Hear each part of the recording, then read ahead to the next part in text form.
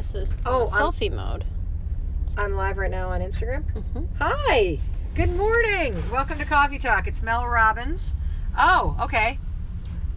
And that one's live too. Mm-hmm. Excellent. Hi, it's Mel Robbins. Welcome to Coffee Talk. Guess what? We are rebooting Coffee Talk in a major way, and it starts today. Coffee Talk is my live behind-the-scenes broadcast. We do it sometime between 8 a.m. and 10 a.m. Eastern, and the time range depends upon where we are in the world and whether or not we're taping a live television show. So today we're in New York City. If you have any questions, feel free to ask them in the comments. And why don't you also tell me where you are watching from, whether you're watching on Facebook or YouTube or Instagram. Hopefully soon we'll be adding LinkedIn to the platforms that we stream live from. Just tell me in the comments where you're watching from, and if you have any questions, let me know, and we will try to answer some. Megan, maybe we'll do some on Instagram, because I don't see anything popping up on Livestream. Is it not working? No, it is. It just looks like that. Oh, just really? Never seen it, yeah. Oh, okay, cool. So here's what I wanted to talk to you about today. Adult bullies. Yep, adult bullies. Do you know that a third of adults say that they have a bully in their life? So if you have somebody, maybe it's a friend or a former friend, maybe it's somebody at work, maybe it's somebody in your family that is bullying you. They pressure you. They treat you like crap. Maybe they're doing something that I call bullying on the down low, which is when they are nice to your face, but behind your back, you know what they're doing? They're talking to friends, and they're building a case, and they're gossiping about you. Bullies are the kind of people that your spidey sense goes up about. It doesn't have to be somebody that's overtly calling you names or overtly doing things. It can be somebody that just does really passive things. Somebody that gives you backhanded comments. Somebody who used to be your bestie who now has kind of dropped you like a hot potato. So if you have an adult bully in your life, that's what I want to talk to you about, because it is incredibly common, and it is also what we are dealing with on today's episode of The Mel Robbins Show. If you don't know where The Mel Robbins Show is airing in your market, just go to melrobbinshow.com or go to melrobbins.com and put in your zip code, and you will find out where the television show is airing. But for right now, I'm going to give you a little sneak preview. So here's the number one thing about having a bully in your life. Number one, you train people how to treat you. So you can only be bullied if you allow it. I'm going to say that again. You can only be bullied as an adult if you allow it. And when you stay silent, when you let their behavior pass, when you don't draw boundaries for yourself, when you keep showing up and allowing people to do the same thing, you are allowing it. When you ghost people, when you hold a grudge but you don't actually hold a conversation, you are allowing the toxic behavior to remain in your life. And so what do you do if you have a bully? Well, number one, you got to identify what kind of bully is it. Is this a bully that you never want to see again, that is so toxic and dangerous that you just need to cut them out wholesale for your mental health, for your well-being? It does not require a conversation because this is not a family member. This is not somebody that you have a long history with. This is somebody that you can just stop associating with. Great. If they're in that category, just block them. Stop following them on social media.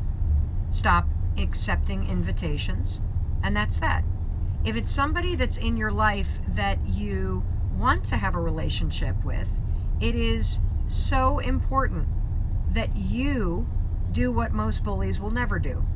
You actually hold the conversation and confront the person about the behavior that's not working for you. So how do you do that? First of all, you don't do it on text. You just don't. It's easier because you can hide behind text, but it will never go the way you want it to go. Second, you want to pick up the phone and call them. If you're a little nervous about it, you can send them an email first and say, hey, I really want to get on the phone with you and talk to you about something that's important. That might put them a little on edge, which is fine. but that might also help you in terms of setting the table for the conversation. And then you're going to get on the phone, and the most important thing, because if you're dealing with a bully, you may be dealing with somebody that's also got narcissistic tendencies. You may be dealing with somebody that doesn't give a shit about you. You have no idea what's going on with this person. So when you get them on the phone, you want to talk about you. The second that you start pointing the finger and saying, you're doing this and you're doing that and you need to change, you will put them on the defensive. The second that you talk about your feelings, hey, I want to talk to you because I notice that I'm starting to distance myself from you. I notice that we're not as close anymore. And I notice that there are things that happen in our friendship that make me feel really uncomfortable. And here's what's happening for me. You remember that time? And then have 3 specific examples. When this happened, I felt this way. When this happened, I felt this way. When this happened, I felt this way. And then here's what you're going to say. And this is a trick. This is a form of manipulation. You ready? You're going to go, is there something that I've done or something that's going on with you that I don't know about that is creating this dynamic? Now, did you notice what I didn't do? I didn't point the finger and I didn't say you're to blame. I asked a question that was self-reflective. That totally disarms a bully, because 9 times out of 10, what you're going to find out is there's something horrible going on with them, or that they had no idea how you were feeling because you never communicated it. And that's why the behavior has continued. Now, in the instance where you have somebody that's like, no, I just think you're a jerk, or I disagree with that, and they continue to bully you, now you have your information. You should not be friends with them. And all you have to do in that conversation is say, well, I appreciate you having this conversation, and I think it's best if we just don't hang out anymore. I wish you the best, and that's that. You're going to see me distancing myself because I don't feel safe or comfortable with you. And that's how you handle it. Do we have any questions on Instagram, Megan? I can hold this one if you want to look. Okay. So we've got a little bit of time. Hi. We're ask questions. I don't see the questions on. It doesn't show. I know it doesn't show. Our platform doesn't show it from Facebook and Twitter. Someone says, "When are you coming to Florida?" When am I coming to Florida? I'm there every day on the Mel Robbins Show on weekdays. I don't know when I'm coming to Florida live because I'm not doing any public speaking until April of next year. Someone says they left their job because of a bully. Left their job. Perfect. Because here's the thing that's never going to change in a work environment where you have a bully. The bully's not changing. Because a lot of times when you have a bully at work, they are getting rewarded for that kind of behavior. I hate to say it, maybe the upper management doesn't even know that it's happening, but if they're in a position of power and work is getting done and upper management only sees the results, the bully will stay in place. This is an interesting one. Interesting question. Here we go. Mel, how do you reconcile a relationship with an elderly parent who makes you the bad guy when they do not remember the things that they have done due to age-related memory loss? Okay. Ooh, here, will you hold this one and I'll answer. What do you do when the bully is a parent who does not remember the bad things that they've done because of age-related memory loss? Here's what I would do in that situation. It's a combination of boundary setting for yourself emotionally, because you're probably in a situation where now you're having to do some caretaking. And it's also your parents, and unless you've cut them out of your life and you are estranged from them, you're going to need to see them. So it's a combination of boundary setting and life lessons. So when bad things happen, or things that are annoying or irritating or confronting happen to me, I always stop, and before I get really emotional, I ask myself, what is the lesson in all of this? Why is this happening to me?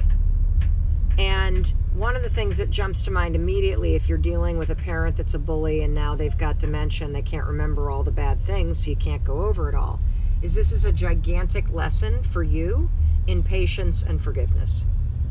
This is a lesson for you in knowing the kind of person that you definitely don't want to be. And this is also, perhaps since they don't remember the bad stuff, maybe this is a chance for you to learn a little bit more about your mom or your dad and what they went through in terms of hardships as kids. A lot of times it's easy to think that your parents lived in the same reality that you live in. But I think for the generation before us, and certainly our grandparents, life was incredibly hard.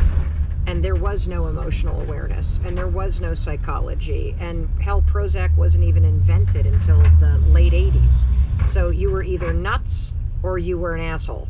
There was no spectrum in between where people talked about mental health. So you might have no idea what your mom or your dad survived and why they're angry or a bully or nasty or tired or short-fused.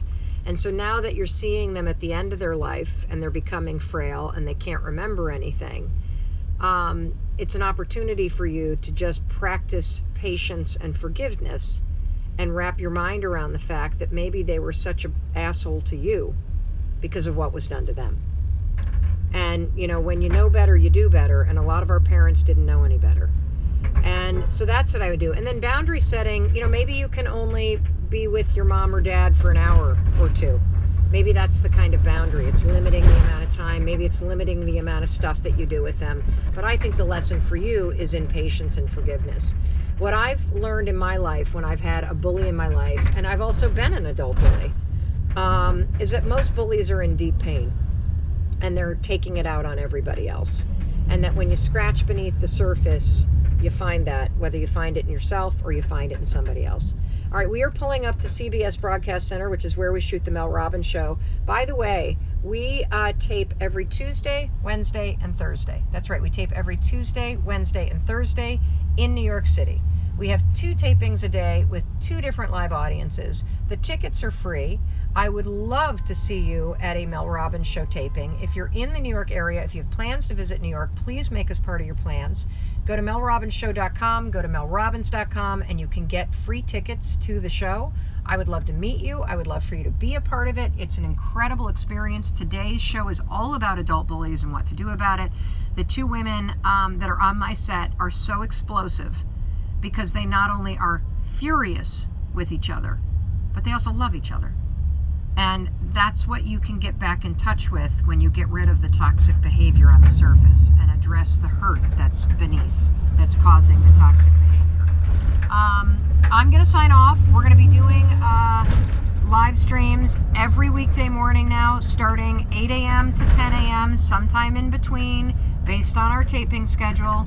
And if you need my advice, if you keep thinking, God, I wish my brother would talk to Mel, or I could get my fighting parents on Mel's show, or I could get on Mel's show and get help, you can also go to melrobbinshow.com. And if you are selected by our producers, we bring you to New York, and we put you on the show. And so you don't have to worry about getting here. We get you here, and you get the help and advice from me that you're seeking in front of a live audience, and you get to be on national TV. How cool is that? And your story will help everybody else. So I'm going to wrap this up, and I want to thank you for watching Coffee Talk. I'm Mel Robbins, and in case nobody else has told you today, let me be the person to tell you that I love you, and I believe in you and your ability to change your life. And that's why I'm here every weekday doing Coffee Talk, bringing you behind the scenes. And I am also on TV every single weekday on the Mel Robbins Show, cheering for you and reminding you that whatever you got, whatever you're facing, I know it may be hard, but you got this.